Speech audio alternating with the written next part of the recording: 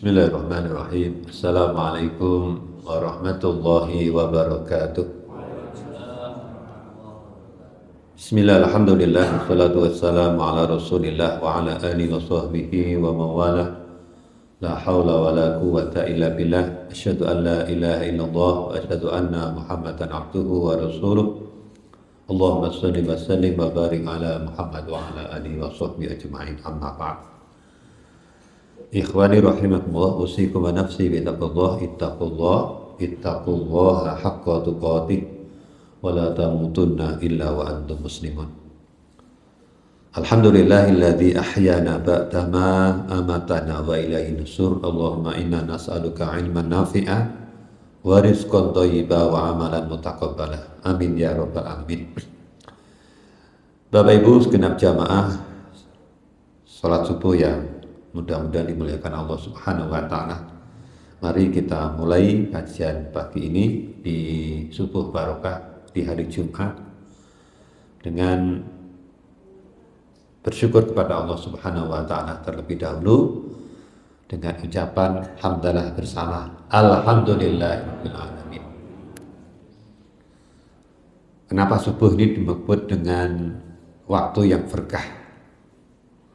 Karena berdasarkan doa yang dalam riwayat Rasulullah SAW pernah berdoa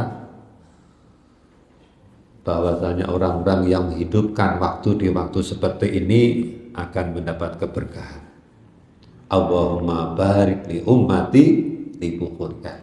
Ya Allah, berkahilah umatku di waktu yang berkah. Salah satu bukti keberkahan waktu pagi ini, ya, satu, pikiran kita itu masih fresh.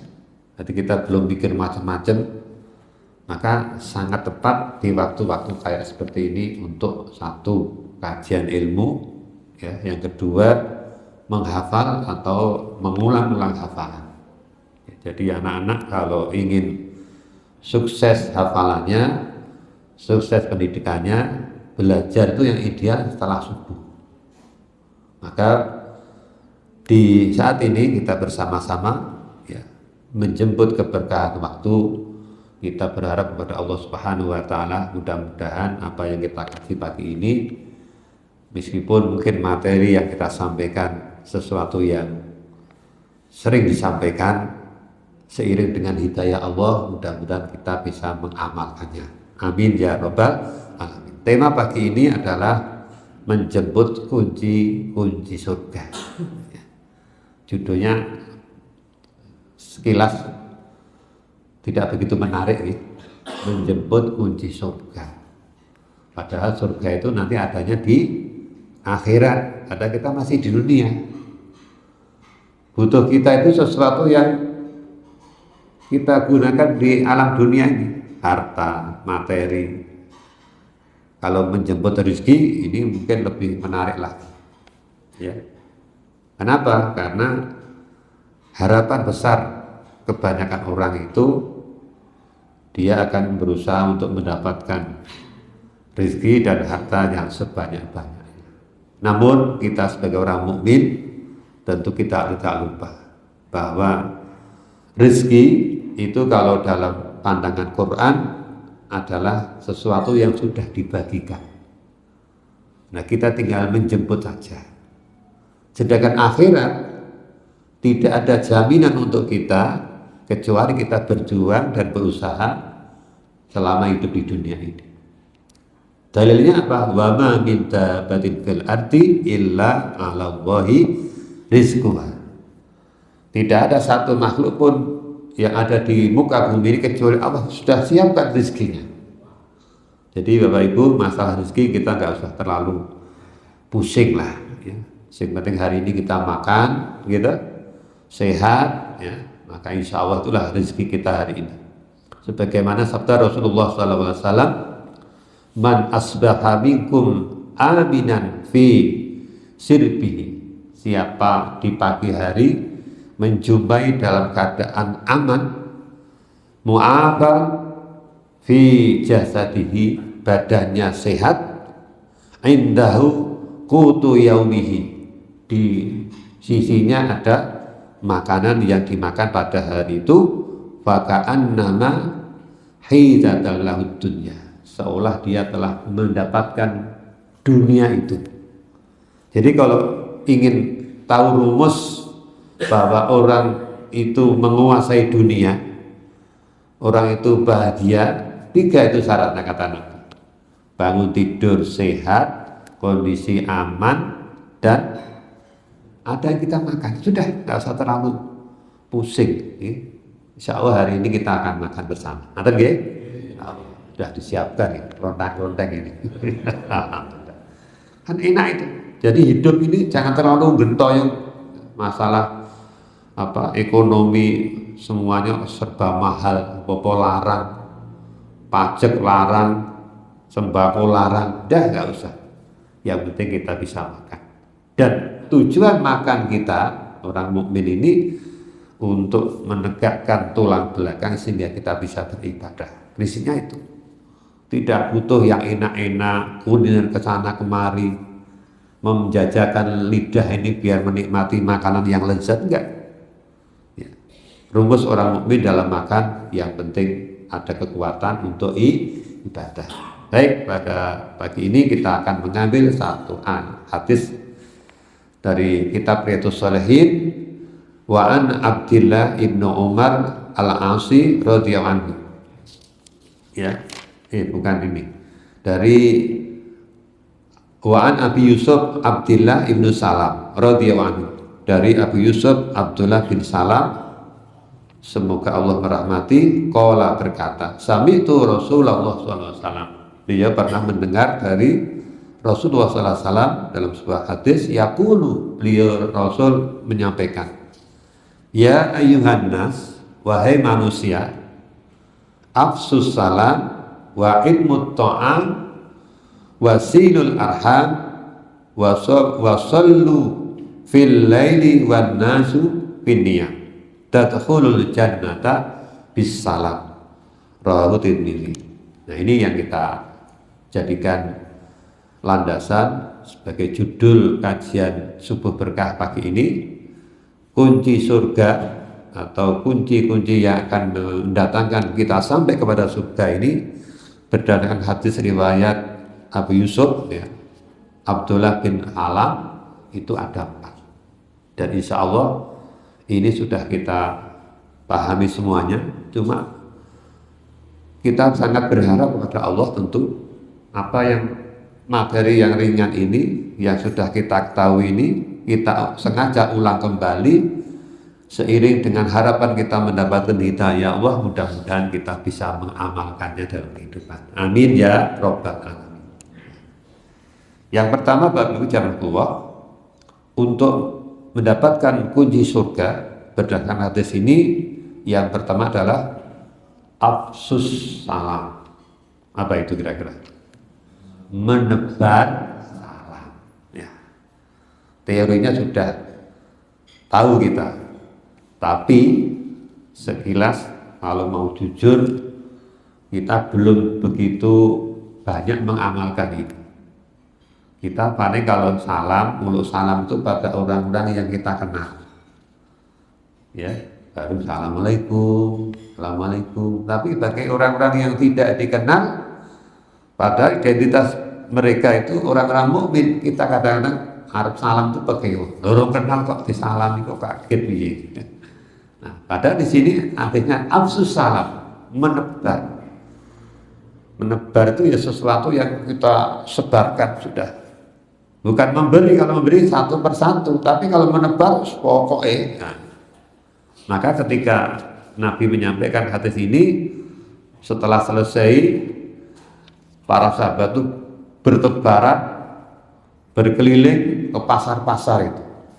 Bukan belanja, bukan jualan, tapi keliling untuk menyampaikan salam kepada penjual-penjual yang ada di pasar itu. Assalamualaikum, assalamualaikum, assalamualaikum. Selesai pulang. Jadi yang pasar orang belanja ini menebarkan salam. Begitu para sahabat dulu di dalam merespon apa yang menjadi perkataan Nabi itu langsung diterapkan. Ya. Nah, Bapak Ibu sekalian, selama ini salam ini menjadi bagian yang sering kita jumpai dalam situasi formal. Arep pidato, arep putu, itu baru salam. Khotbah, atur pambagi harjo, sambutan, pasrah manten, salam itu. Nah, padahal itu juga boleh, silakan itu menebar salam. Tapi yang ditekankan di sini adalah ketika salam itu kita sampaikan kepada siapapun, tentu dalam tanda petik orang-orang muslim saja yang berhak mendapatkan salam kita itu. Kalau mereka jelas-jelas bukan Islam, kita dilarang untuk mengucapkan salam. Dan salam yang disyariatkan dalam Islam itu yang kita kenal biasa itu, Assalamualaikum warahmatullahi wabarakatuh, titik. Tidak perlu diterjemahkan. Salam sejahtera bagi kita bersama. Ini salamnya orang Kristen malah. Jadi salam Islam tambahin salamnya orang Kristen. Tambah lagi salam-salam yang sering kita jumpai di TV itu, para pejabat negara, salamnya orang Hindu, salamnya orang Buddha, nggak perlu gitu. Dengan dalih apa? Toleran. Nggak seperti itu toleransi itu. Kalau orang Hindu mengucapkan salam ala mereka, ya silakan, itu salamnya mereka. Kita nggak perlu menyampaikan salam seperti mereka.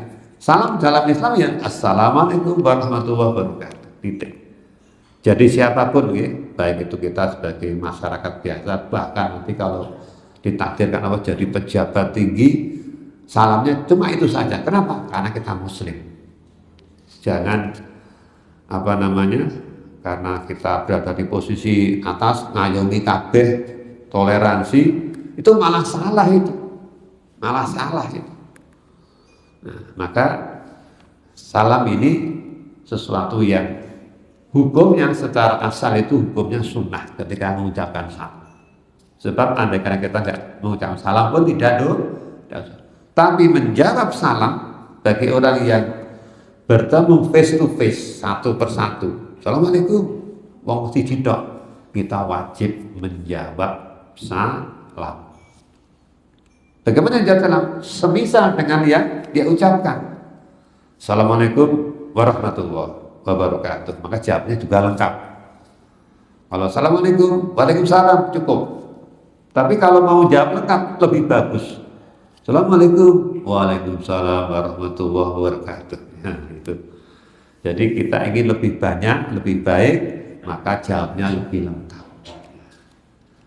Tapi biasanya salam yang lengkap itu diucapkan ketika kita berada pada situasi formal, kayak mau pidato biasa lengkap. Tapi kalau hanya ketemu di jalan, biasanya kita sampaikan Assalamualaikum warahmatullahi wabarakatuh, itu jarang. Biasanya Assalamualaikum warahmatullahi wabarakatuh jarang. Tapi yang sering Assalamualaikum, Waalaikumsalam.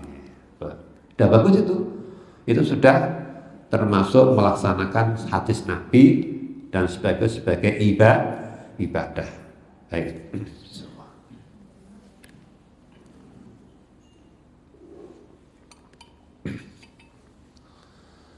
Jangan keluar, kita pilih sekilas tentang makna salam. Mudah-mudahan cocok dengan apa yang sudah kita mengerti. Salam itu dalam Islam itu ada 3 unsur dan semuanya adalah doa. Dan doa 3 ini sangat dibutuhkan siapapun dalam kehidupan dunia sampai akhirat. Assalamualaikum, dari assalam, ya, artinya keselamatan. Orang Muslim itu yang dicari bukan hanya keselamatan di dunia, sampai di akhirat. Ya, maka kita ucapkan doa itu.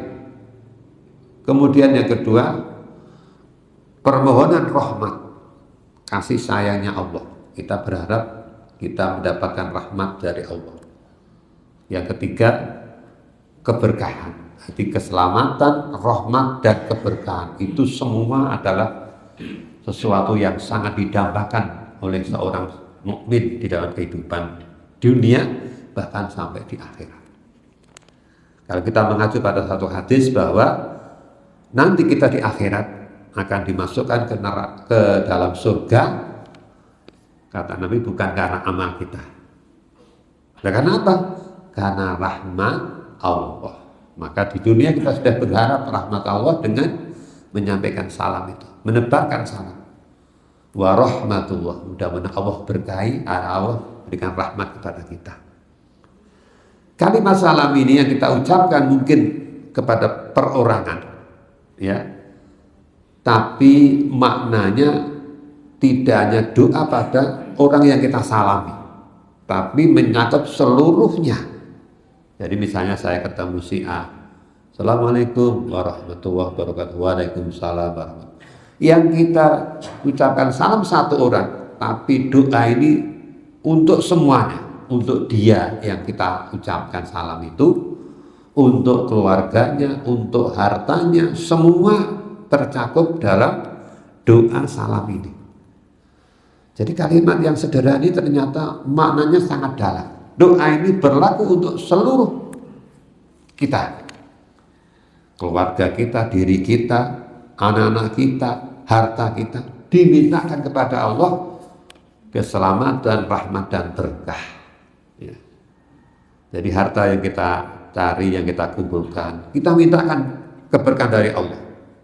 Meskipun sedikit, tetapi halal, insya Allah berkah, dan keberkahan dari harta ini akan membuahkan sebuah situasi keadaan yang sangat baik dalam kehidupan. Sidik berkah itu artinya lober itulah, ya. Lain dengan harta yang tidak berkah, oke, banyak, tapi hidupnya tidak tenang, diusut-usut sampai dicalani KPK. Itu namanya harta yang tidak berkah. Jadi masalah itu kita nggak usah terlalu pusing.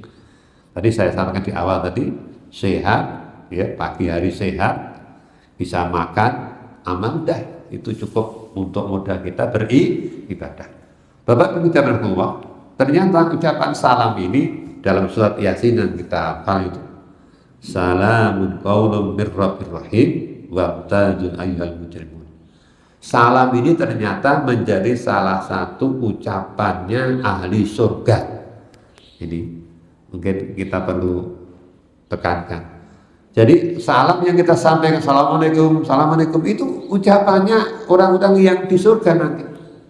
Dan kita sudah berlatih di dunia, kita berharap kepada Allah, mudah-mudahan ucapan salam yang kita sampaikan di dunia ini bisa sampai kepada surga. Kalaupun nanti terpeleset kita di neraka, kita pun bisa mengajukan banding kepada Allah. Ya Allah, saya sudah menyebarkan salam, melatih lisan kami untuk mengucapkan salam, ucapan ahli surga, ya Allah.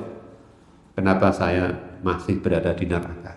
Nah, itu barangkali seperti itu. Jadi kita sudah berlatih, membiasakan diri, melafalkan kalimat-kalimat ahli surga ketika di dunia, yaitu mengucapkan salam.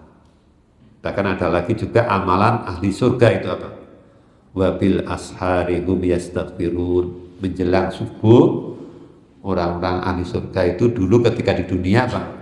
Selalu beristighfar. Surat Al-Zariyat itu ayat 18 kalau tidak salah.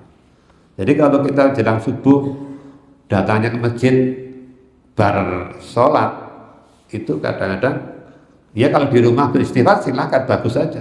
Tapi alangkah baiknya ketika datang sholat subuh kita lebih awal sholat tahiyatul masjid, istighfar sambil nunggu muadzin azan. Itu kebiasaan yang pernah dijalankan oleh ahli surga ketika di dunia. Jadi semua kunci surga itu kata Allah sudah dibocorkan, wis dilakoni kabeh. Tinggal kita ngambil bagian yang mana.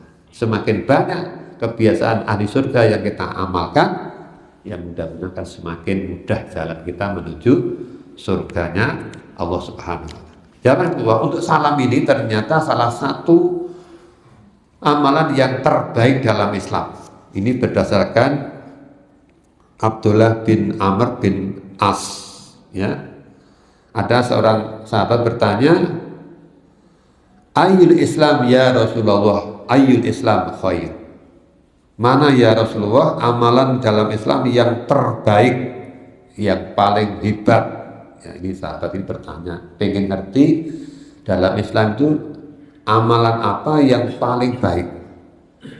Kata Rasulullah SAW, tut'imut ta'am wa takrus salam. Alaman arafta wa man lam ta'rif. Satu, memberi makan.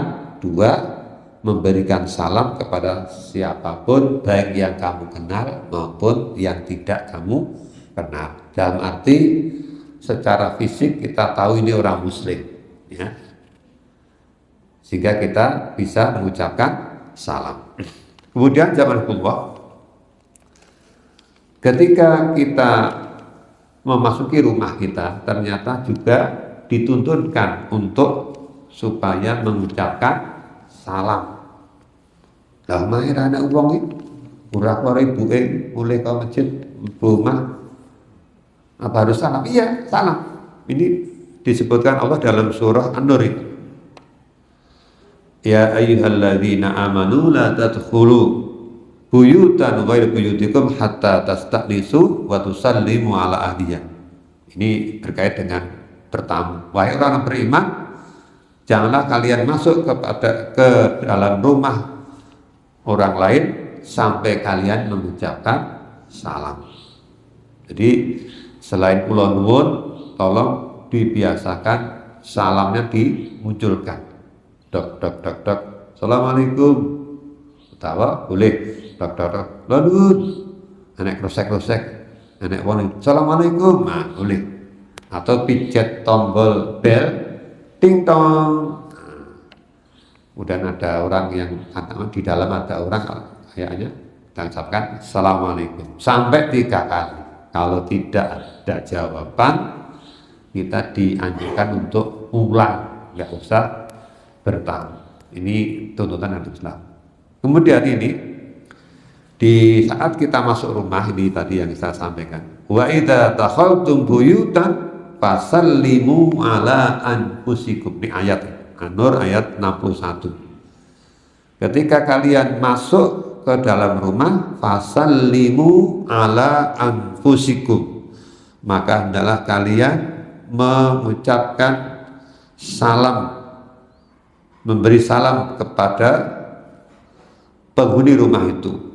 Tahiyatan min indillah, sebagai satu penghormatan sekaligus mubarakan thayyibatan, sebagai apa yang berkah lagi baik. Jadi Bapak Ibu dibiasakan setiap masuk ke rumah, ya, dari manapun kita berada masuk rumah, entah dari masjid, dari pasar, dari jalan, Assalamualaikum gitu.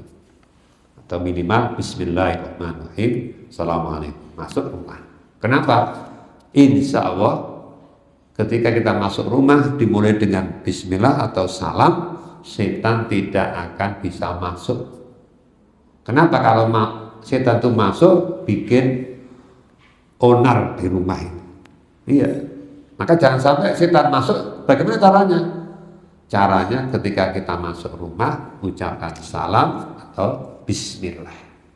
Tapi kalau kita masuk rumah bledeng tok, setan njoba mlebu wis. Di dalam nanti bikin olah nanti. Udune malam bangun ya karena keloni setan. Ya, setannya ikut masuk ngeloni awake dhewe. Adem-adem mau tahajud sik. Kowe cedhaki subuh wae, kari-kari basa bangun sudah ada subuh. Luput sholat tahajudnya. Nah ini. Makan juga begitu, ikut makan, ikut minum, ikut nimbrung lah pokoknya. Maka kita mukmin diberi benteng agar setan tidak bisa masuk rumah, ucapkan salam ketika masuk ke dalam rumah kita. Ampun ini, iso main kelak mawon gitu. Oh ini ada malah kurang ngelak wae. Baik, ini saya kira tambahan informasi yang mungkin pernah kita terima tentang keutamaan salam. Jadi kunci surga yang disampaikan Rasulullah SAW tadi adalah menyebarkan salam. Harapan kita nanti setelah kajian ini tidak perlu lagu, tidak perlu bekewoh. Kita orang muslim, yang kita jumpai muslim, ucapkan salam.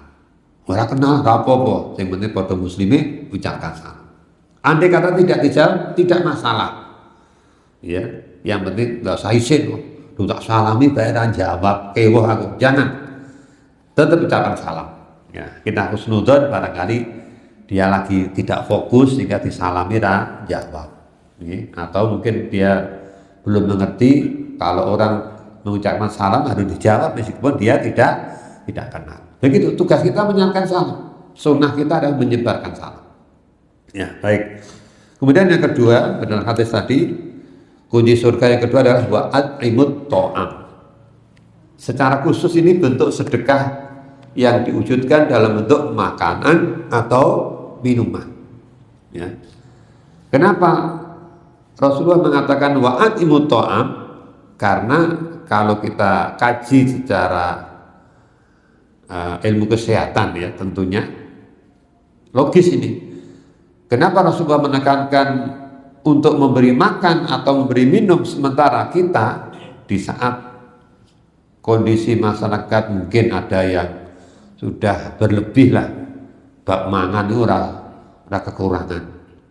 Kok sithik-sithik kon kei pangan, sithik-sithik kon kasih minum.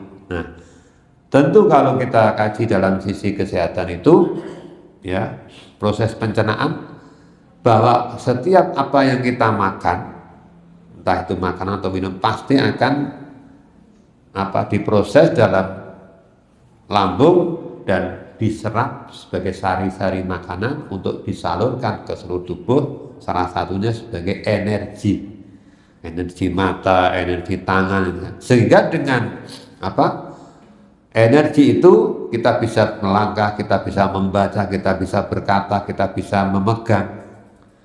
Maka ini yang kita harapkan. Memberi makan menimbulkan energi bagi orang itu untuk berbuat kebaikan amal soleh, maka kita yang memberi itu dapat bagian yang sama tanpa mengurangi pahalanya. Ini rahasianya seperti itu. Jadi itu bukan masalah Islam do keluwen toh sithik-sithik kon aweh pakan mangan. Ya, enggak, tapi justru di situ kita berharap dari energi yang kita berikan lewat makanan itu orang beramal kebaikan, maka kita dapat kebaikannya. Satu pertanyaan, kalau kita sudah kasih makan malah tinggi maling, apakah kita dapat dosa? Tidak. Kenapa tidak dapat dosa? Karena tujuan kita pasti tidak mungkin nyok tak kayak mangan ben sehat kuat kok bagi maling ngono, enggak ya. Kita mesti yang baik-baik. Maka kalau kita beri makan dia sehat untuk berbuat dosa, itu urusannya, itu urusan dia. Tapi setiap apa yang kita berikan menimbulkan energi berbuat kebaikan, maka kita dapat kebaikan. Ya, maka hari ini yang memberi sedekah mungkin bisa berupa makanan, ini insya Allah akan mendapatkan kebaikan dari jamaah yang makan, yang minum. Nanti untuk aktivitas hari ini sampai sore hari sampai habis energi yang hasil dari penjenengan berikan itu semuanya ladang ibadah. Ya, makanya dalam Islam itu untuk memberi makan itu sangat ditekankan. Bahkan beberapa hadis Nabi berkaitan dengan sedekah, ya, Nabi khusus dengan makan ini akan mendapatkan cinta Allah. Jadi orang itu kalau banyak bersedekah, banyak berbagi, Allah akan cinta kepada hamba itu. Innallaha yuhibbu it'amat ta'am. Allah akan mencintai orang-orang yang memberi makan. Bahkan dalam keterangan yang lain itu kita jangan pekewo atau malu dalam bersedekah berupa makanan meskipun hanya sebutir kurma. Gila bau Jawa kan kurma siji di berikan uang pekewo, kayak iya rodok patut itu. Nah ini nggak berlaku. Islam pokoknya yang ada kesempatan kita bersedekah silahkan, meskipun separuh biji kurma, seteguk air, sak seruputan banyu. Ini potensi yang besar untuk mendapatkan amal soleh. Jangan malu, jangan pakai uang. Maka dihilangkan itu. Lah piye to mosok kayak kurma sijinya kurma. Nah, caranya begini. Untuk tidak pekewo, letakkan sedekah kita di masjid. Nah, misalnya kita masak pohon, udah turah, nget-ngetan pergi, gonyang masjid, taruh di depan, nanti jamaah itu ngambil. Itu salah satu cara untuk menghilangkan rasa pekewo. Jadi nggak perlu pekewo kita berbuat baik. Tapi namanya orang kan sok-sok ada perasaan itu. Kasihkan masjid saja, biar ada yang mengambil dan menikmati makanan kita. Ya. Abu Darda itu salah satu sahabat yang merintis untuk membiasakan masjid ini ada makanan.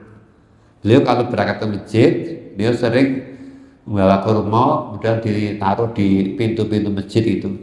Artinya siapapun yang ngambil silahkan sebagai bentuk sedekahnya. Dan sekarang sudah banyak ditiru oleh jamaah kaum muslimin. Masjid cuma kadang hanya waktu tertentu. Nah, subuh berkah lagi enek sarapan, nek ora enek ya apa enggak subuh berkah sarapan di omah. Nah, enggak apa-apa. Jadi biasakan kalau di rumah punya makanan yang kira-kira kita sudah bosen, sudah tidak mau makan dan masih layak, bawa ke masjid. Roti kaleng, bakso kemarin itu kan masih ada.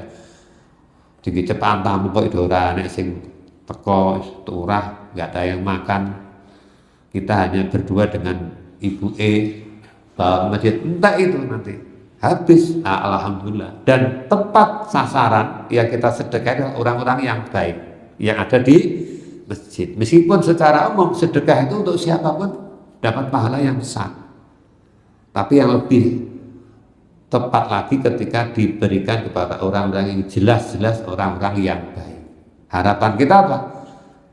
Yang makan itu tenaganya dari makanan yang kita sedekahkan, maka kita mendapatkan pahala dari apa-apa yang dia lakukan itu. Jadi nanti ibu-ibu yang di belakang itu kalau nanti nyuguhke sarapan untuk bapak-bapak, ya khususnya bapak, nanti pulang bapak-bapak sholat duha, mungkin bekerja, mungkin membersihkan rumah, itu penjenengan dapat pahala. Kenapa? Karena energi yang mereka pakai adalah salah satunya adalah andil sedekah penjenengan, sehingga ini menjadi potensi amal soleh yang banyak. Kemudian dalam hadis lain ada yang menyebutkan bagaimana hadis yang kita baca tadi, bahwa sedekah adalah termasuk amalan terbaik di dalam Islam. Ada sahabat tadi yang bertanya, ayul Islam khair. Bagaimana ya Rasulullah, Islam yang paling baik itu? Ya, tut'imut to'am, salah satunya memberi makan. Jadi kita dalam hal ini mempraktekkan hadis Nabi, bukan memandang orang itu dari sisi kekurangan. Dan sekarang itu hampir-hampir tidak ada orang yang kelaparan, nggak punya makan, hampir-hampir tidak ada. Meskipun demikian, perintah itu tetap berlaku, anjuran itu tetap kita amalkan, karena mengandung banyak kebaikan yang kita dapatkan. Kemudian dalam hadis yang panjang itu, kullu amrin fi dhulli sadaqatihi hatta yaqutu bainan nas. Setiap yang akan berada di bawah naungan sedekahnya sampai diputuskan perkara di antara manusia. Jadi sedekah atau memberi makan itu akan mendapatkan naungan di hari kiamat. Ini janji dari Rasulullah SAW. Orang-orang nanti akan berada di bawah naungan sedekahnya. Tergantung semakin banyak sedekah yang kita berikan, akan semakin besar naungan yang kita dapatkan di akhirat. Bahkan ada hadis yang mengatakan sedekah itu akan memadamkan murka Allah dan menolak balak. Nah ini tolak balak wong Islam itu sedekah, bukan kembang, bukan menyan, ya, bukan cok bakal itu. Bagaimana orang-orang dulu itu.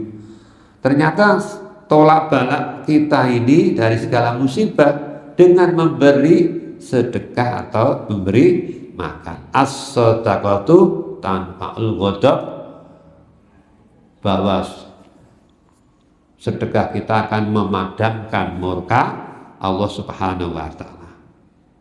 Bahkan kalau sedekah kita berikan kepada orang yang berpuasa, maka kita tidak puasa tapi dapat pahala yang sama sebagaimana orang yang kita sedekahi ketika dia sedang berpuasa. Ini sering disampaikan dalam konteks Ramadan ya, memberikan buka itu dapatkan pahala sama dengan orang yang berpuasa. Maka kalau kita tidak kuat puasa, cari orang-orang yang ahli puasa, Senin Kemis, Saben Senin dan Kemis kita cari. Oh, yang biasa puasa kasih apapun, nggak usah terlalu banyak, nggak apa-apa. Yang penting ini untuk buka nanti ya. Ini satu strategi amal yang luar biasa. Bahkan di Madinah, di Mekah itu setiap Senin dan Kamis pasti ada sedekah untuk jamaah yang berpuasa. Nah, saya belum pernah puasa di tanah suci, saya ya nggak tahu abad berpuasa di sana. Tapi budaya mereka itu setiap Senin Kamis, jenengan sakit buktikan kalau di Masjid Nabawi itu sebelah kanan depan itu digelar plastik, pokoknya jam 5 lah, jam 5 sudah digelar dengan siap di situ dapat. Meskipun nggak puasa dapat sedekah. Ya. Ini beberapa hadis yang kita sampaikan. Terakhir hadis Nabi bahwa memberi sedekah itu adalah salah satu tanda orang yang akan selamat dan akan masuk ke dalam surganya Allah Subhanahu wa Ta'ala. Intinya sedekah ini memang betul-betul ladang pahala yang besar, sehingga oleh Nabi dimasukkan dalam kelompok amalan-amalan yang akan mendulang orang bisa masuk surga. Ya, baik. Kemudian yang ketiga, hadis Nabi tadi, wasilul arham. Yang ketiga kunci surga itu apa? Bersilaturahmi. Ya. Nah, Bapak Ibu, ternyata media yang paling ideal, tepat dalam kita mengamalkan hadis ini adalah media sholat jamaah dan ikut kajian. Ini otomatis di dalamnya sudah ada apa? Melaksanakan silaturahim. Sholat jamaah itu tiap hari ketemu teman, ketemu tetangga, ketemu kawan. Itu silaturahim meskipun kita tidak saling sapa. Bahkan bisa lebih luas karena yang datang sholat jamaah itu mungkin tidak hanya satu wilayah kita. Ada musafir datang juga silaturahim, nggak kenal tapi silaturahim itu. Bahkan setiap Jumatan silaturahim akan lebih luas lagi.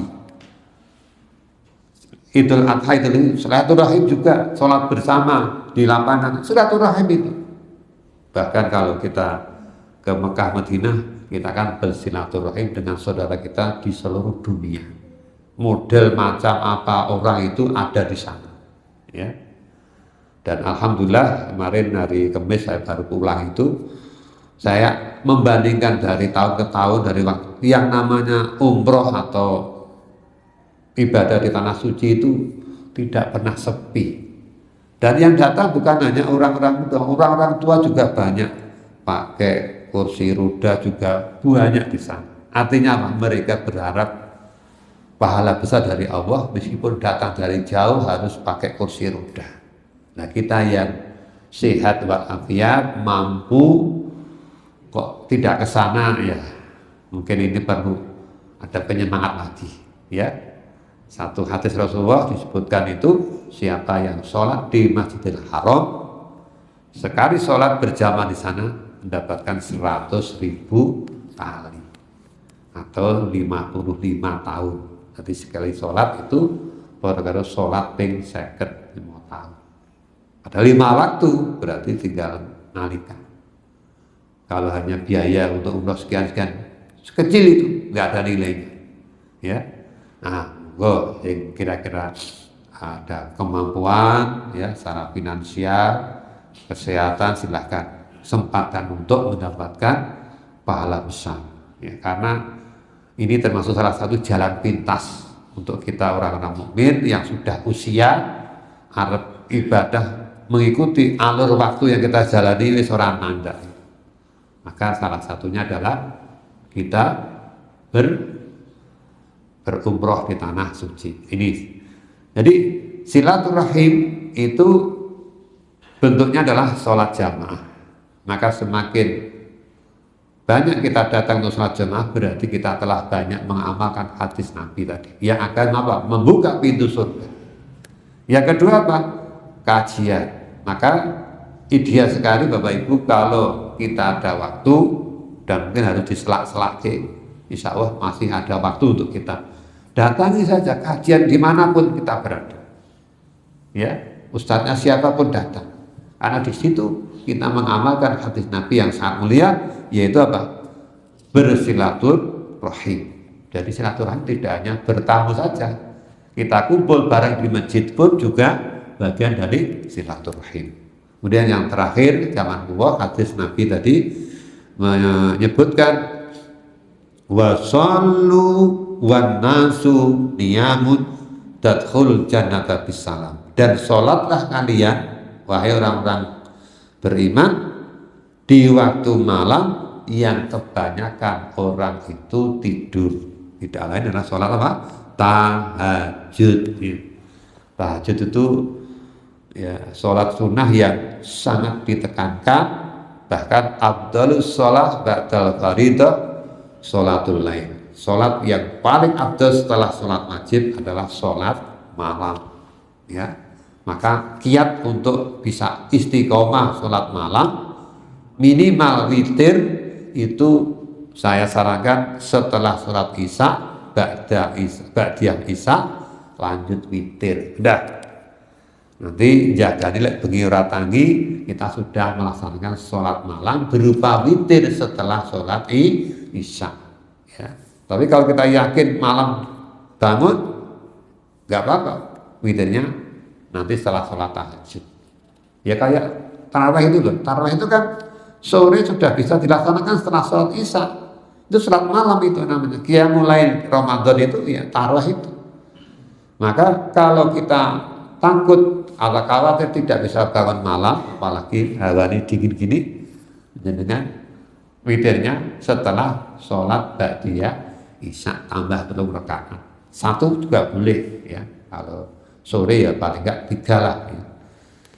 Nah, ini untuk apa? Mengamalkan sholat malam. Tapi secara khusus di sini disebutkan dalam teks wasallu wan nasu niyamun. Sholatlah di saat manusia tidur, berarti tahajud. Kalau setelah sholat isya kita sholat malam itu namanya qiyamul lail, sholat malam. Bedanya apa? Tahajud itu setelah tidur ya. Jam 12 bangun sholat itu namanya tahajud. Nah, salah satu sholat sunnah yang disebutkan Allah dalam Quran, wa minal laili fatahajjad bihi nafilatan lak, surat Al-Isra. Bahwa tahajud adalah salah satu sholat sunnah yang secara khusus disebutkan di dalam Al-Quran. Yang lain nggak ada. Sholat duha, sholat tobat, sholat rawatib nggak ada. Tapi kalau sholat tahajud disebutkan secara teks itu di surah Al-Isra. Artinya apa? Berarti ini satu amalan yang mulia. Maka Bapak Ibu jangan beralasan ngantuk. Mosok kau tahajud kok alasannya ngantuk, jik enom, orang tahajud ngantuk, rasa tangi, wis tuwek ngantuk, rasa tangi, kapan arepe tahajud ini? Ya.